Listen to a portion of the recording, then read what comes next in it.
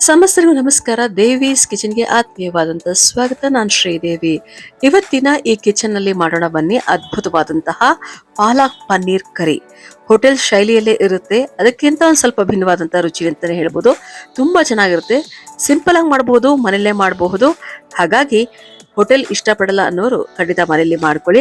ತುಂಬಾ ಸಿಂಪಲ್ ಆಗಿ ಮಾಡಬಹುದಾದಂತ ರೆಸಿಪಿ, ರುಬ್ಬೋದು ಅಷ್ಟೊಂದಿಲ್ಲ. ಅದ್ರ ಬದಲಾಗಿ ಏನೇನ್ ಪದಾರ್ಥ ಹಾಕ್ಬೇಕು ಅನ್ನೋದು ನೋಟ್ ಮಾಡ್ಕೋಬೇಕು ಅಷ್ಟೇ. ಅದನ್ನ ಹೇಳ್ತೀನಿ. ಅದಕ್ಕಿಂತ ಮುಂಚೆ ಚಾನೆಲ್ನ ನೋಡ್ತಾ ಇರೋರು ದಯವಿಟ್ಟು ಸಬ್ಸ್ಕ್ರೈಬ್ ಮಾಡ್ಕೊಳ್ಳಿ. ಹಾಗೆ ಸ್ಕಿಪ್ ಮಾಡದೆ ವಿಡಿಯೋನ ಕೊನೆವರೆಗೂ ನೋಡಿ. ಇಷ್ಟ ಆದ ಕೂಡಲೇ ಹಂಚ್ಕೊಳ್ಳಿ. ಮತ್ತೆ ಕಮೆಂಟ್ ಮಾಡಿ ಹೇಗೆ ಅನಿಸ್ತು ಅಡುಗೆ ಮಾಡಿದ್ಮೇಲೆ, ನಿಮ್ಗೆ ಇಷ್ಟ ಆಯ್ತಾ ಇಲ್ವಾ ಅಂತ ತಿಳಿಸಿ ಹೇಳಿ ಅಂತ ಹೇಳ್ತಾ, ಇವತ್ತಿನ ಈ ವಿಡಿಯೋದಲ್ಲಿ ಸೊಗಸಾದಂತಹ ಪಾಲಕ್ ಪನ್ನೀರ್ ಕರಿ ಮಾಡೋದನ್ನ ತೋರಿಸ್ಕೊಡ್ತೀನಿ. ನಾನು ಇಲ್ಲಿ ಕೋವ ಬಳಸ್ತಾ ಇದ್ದೀನಿ, ಅದು ಪ್ಲಸ್ ಪಾಯಿಂಟ್. ಓಕೆ, ಅದನ್ನ ಬಳಸಿ ಹೇಗೆ ಮಾಡೋದು ಹೇಳ್ಕೊಡ್ತೀನಿ. ಈ ಸೊಗಸಾದ ಪಾಲಕ್ ಪನ್ನೀರ್ಗೆ ಬೇಕಾಗಂತ ಪದಾರ್ಥಗಳಂದ್ರೆ, ಒಂದು ಫ್ರೆಶ್ ಆಗಿರೋಂಥ ಒಂದು ದೊಡ್ಡ ಕಟ್ಟು ಪಾಲಕ್ ಬೇಕಾಗುತ್ತೆ. ಪಾಲಕ್ಕು ಒದಗೋದಿಲ್ಲ, ಅದಕ್ಕೋಸ್ಕರ ಒಂದು ದಪ್ಪ ಕಟ್ ಪಾಲಕನ್ನೇ ತಗೊಳ್ಳಿ. ಆನಂತರದಲ್ಲಿ ಹಸಿ ಮೆಣಸಿನಕಾಯಿ ಖಾರಕ್ಕೆ ತಕ್ಕಷ್ಟು, ಆನಂತರ ಒಂದು ಬಟ್ಟಲು ಪೂರ್ತಿ 100 ಗ್ರಾಮ್ ಅಷ್ಟು ಪನ್ನೀರ್ ತಗೊಳ್ಳಿ. ಹಾಗೆ 4-5 ಬಾದಾಮಿ ನೆನೆ ಹಾಕೊಳ್ಳಿ.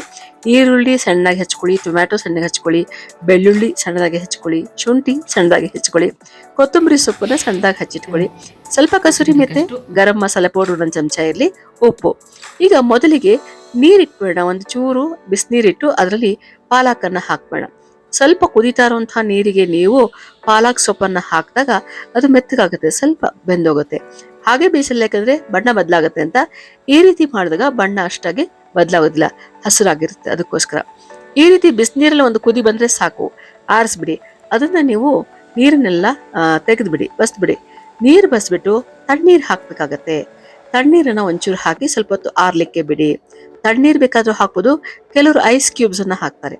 ಎರಡರಲ್ಲಿ ಯಾವ್ದಾದ್ರು ಮಾಡಬಹುದು. ನೀವು ಚೆನ್ನಾಗಿ ನೀವು ಅರಿ ತಣ್ಣೀರನ್ನ ಹಾಕಿ ಆ ನೀರನ್ನ ಶೋಧಿಸಿ ಜಾರ್ಗೆ ಇದನ್ನ ಮತ್ತೆ ಹಸಿ ಮೆಣಸಿನ್ಕಾಯನ್ನ ಹಾಕೊಳ್ಳಿ. ಮತ್ತೆ ನೆನ್ಸಿಟ್ಟಿರ್ತಿಲ್ಲ ಬಾದಾಮಿ 4-5, ಅದನ್ನು ಹಾಕೊಂಡು ಚೆನ್ನಾಗಿ ನೀವು ನುಣ್ಣಗೆ ರುಬ್ಕೋಬೇಕು. ಅದಕ್ಕೆ ಮತ್ತೆ ನೀರು ಹಾಕೋದು ಬೇಡ, ಅದ್ರಲ್ಲೇ ನೀರಿರುತ್ತೆ. ಆನಂತರ ಪನ್ನೀರನ್ನು ನಾನು ಸ್ವಲ್ಪ ಬಿಸಿ ಮಾಡ್ಕೊಳ್ತೀನಿ, ಕೆಲವರು ಹಾಗೆ ಹಾಕ್ತಾರೆ. ನಾನೊಂಚೂರು ತುಪ್ಪ ಹಾಕಿ ಅದನ್ನ ಬಿಸಿ ಮಾಡ್ಕೊಳ್ತೀನಿ. ಈಗ ಮತ್ತೆ 2 ಚಮಚ ಎಣ್ಣೆ ಹಾಕಿ ಸಣ್ಣಗೆ ಹೆಚ್ಚಿಟ್ಟಂತಹ ಬೆಳ್ಳುಳ್ಳಿ ಶುಂಠಿಯನ್ನ ಹಾಕಿ, ಆ ನಂತರದಲ್ಲಿ ಟೊಮ್ಯಾಟೊವನ್ನ ಹಾಕಿ ಚೆನ್ನಾಗಿ ಫ್ರೈ ಮಾಡ್ತಾ ಹೋಗಿ. ಟೊಮ್ಯಾಟೊ ಆದ ನಂತರ ಈರುಳ್ಳಿನ ಹಾಕಿ. ಕೆಲವರು ಮೊದಲು ಈರುಳ್ಳಿಯನ್ನು ಹಾಕ್ತಾರೆ, ಆ ನಂತರ ಟೊಮ್ಯಾಟೊ ಹಾಕ್ತಾರೆ. ಏನಾದ್ರೂ ಪರವಾಗಿಲ್ಲ, ಒಟ್ಟಿನಲ್ಲಿ ಹಾಕಿ ನಂತರ ಚೆನ್ನಾಗಿ ನೀವು ಬಾಡಿಸ್ತಾ ಹೋಗ್ಬೇಕು. ಬೇಯಬೇಕದು. ಹಸಿ ಹಸಿ ತರ ಇದ್ರೆ ಚೆನ್ನಾಗಿರೋದಿಲ್ಲ. ಟೊಮ್ಯಾಟೊ ಆಗ್ಲಿ ಈರುಳ್ಳಿ ಆಗ್ಲಿ ಹಸಿ ಹಸಿ ತರ ಇದ್ರೆ ಚೆನ್ನಾಗಿರೋದಿಲ್ಲ. ಅದಕ್ಕೋಸ್ಕರ ಚೆನ್ನಾಗಿ ಬೇಯಬೇಕು. ಈ ಒಗ್ಗರಣೆಯಲ್ಲಿ ಬೇಯಬೇಕು, ನೀರಲ್ಲ. ಈ ಒಗ್ಗರಣೆಯಲ್ಲಿ ಬೇಯಲಿ. ನಿಮ್ಗೆ ಗೊತ್ತಾಗುತ್ತೆ ಬಣ್ಣ ಬದಲಾಯ್ತು ನೋಡಿ. ಈ ರೀತಿ ಬಣ್ಣ ಬದಲಾದಾಗ ಸ್ವಲ್ಪ ಒಂದೇ 1 ಚಮಚ ನೀವು ಸೋಂಪು ಹಾಕಿ, ಅನಂತರ 1 ಚಮಚ ಗರಂ ಮಸಾಲ, ಕಸೂರಿ ಮೆಥೆ ಹಾಕಿ ಬಾಡಿಸಿ. ಆ ನಂತರದಲ್ಲಿ ನೀವೀಗ ಒಂದು ಸ್ವಲ್ಪ ಕೋವಾ ಹಾಕಿ, ಯಾಕಂದ್ರೆ ಕನ್ಸಿಸ್ಟೆನ್ಸಿ ಚೆನ್ನಾಗಿ ಬರ್ತದೆ, ಅದು ಗಟ್ಟಿಯಾಗಿ ಇರುತ್ತೆ. ಅದಕ್ಕೋಸ್ಕರ ಮತ್ತೆ ರುಚಿಯನ್ನು ಒಂಚೂರು ಎನ್ಹಾನ್ಸ್ ಮಾಡುತ್ತೆ. ಸ್ವಲ್ಪ ಕೋವಾ ಹಾಕ್ಲೇಬೇಕಂದ್ರೆ ಇಟ್ಸ್ ಆಪ್ಷನಲ್, ಅಗತ್ಯ ಏನಿಲ್ಲ. ಅದಿಲ್ಲಾಂದ್ರೆ ಡೈರೆಕ್ಟ್ ಆಗಿ ಈ ಪ್ಯೂರಿ ಮಾಡಿರ್ತೀರಲ್ಲ, ಚೆನ್ನಾಗಿ ರುಬ್ಬಿರುವಂತ ಪಾಲಕದು, ಅದನ್ನ ಹಾಕ್ಬಿಟ್ಟು ಕುದಿಸ್ತಾ ಹೋಗಿ. ಈಗ ಚೆನ್ನಾಗಿ ಕುದಿಬೇಕು.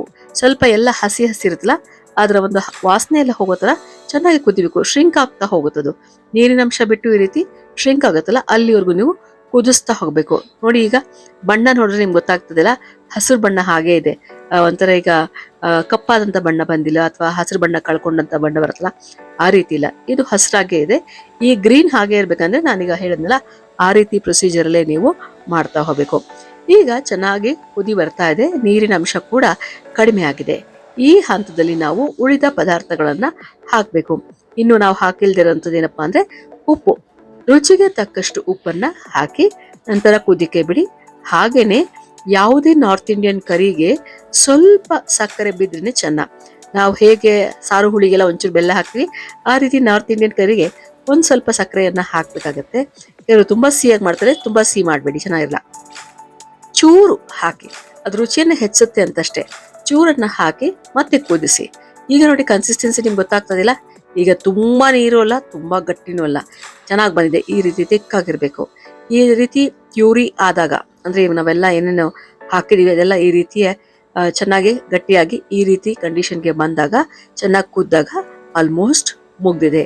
ಅದು ಕುದ್ದು ಹಸಿ ವಾಸನೆ ಎಲ್ಲ ಹೋಗಿರುತ್ತೆ. ಈಗ ಕೊನೆಯಲ್ಲಿ ನಾವೇನ್ ಮಾಡಬೇಕು, ಆ ಒಂದು ಕ್ಯೂಬ್ಸ್ ಮಾಡ್ಕೊಂಡಿರ್ತೀವಲ್ಲ ಪನ್ನೀರ್ದು ಆಡ್ ಮಾಡಬೇಕು.